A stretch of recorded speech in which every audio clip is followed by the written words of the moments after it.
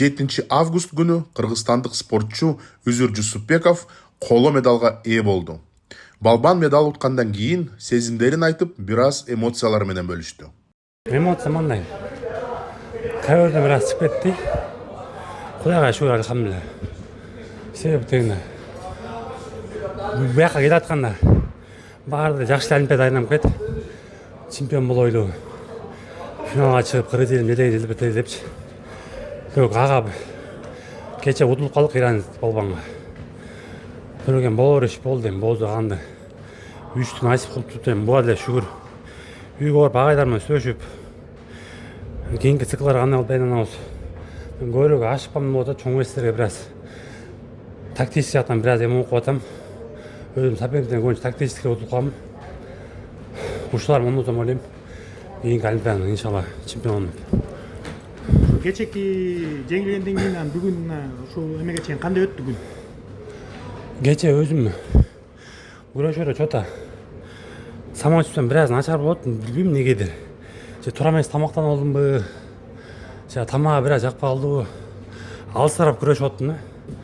Бүгүн деле эртең мененки схваткамды американец менен алысырап күрөштүм. Обедтен келип бир аз жакшы болуп калыптыр. Самочувствие нормально эми. Ойлогом бу эме Египетте анда бир андай эле болушу бир бүтпөйт депчи. Бросок болмок деп күткөм. Бросок чота болбой калды. Бир. Буга да Кудайга шүгүр. Главное ортодо калыбыз. Биздин колду көтөрдү кандай болгон күнү дагы. Кудайга шүгүр.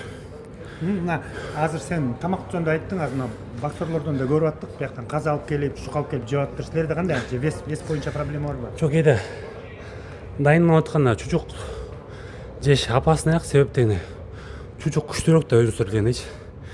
Ичти алып коюшу мүмкүн. Же ачык болбой калышы мүмкүн, ошо жеңил эле тамак жегенге аракет кылып аттык. Балыктардын бир аз туура эмес, билбейм негизинен. Бирок бир аз тамагы жакпай калды. Аны көп азыр көргөндөр айтып атат, ушу биздин сборныйда команданын ичинде диетолог же психолог деген барбы? Диетолог, психолог сөзүнүн ачыгы жок.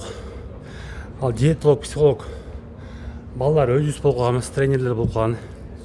Ага да каражат керек. Башка мамлекеттерге бар. Эми алар только күрөштүрүп алат да.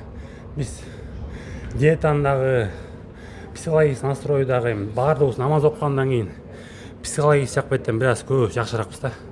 Анткени баардык нерсе Аллага таянып, утулсак да Аллага шүгүр.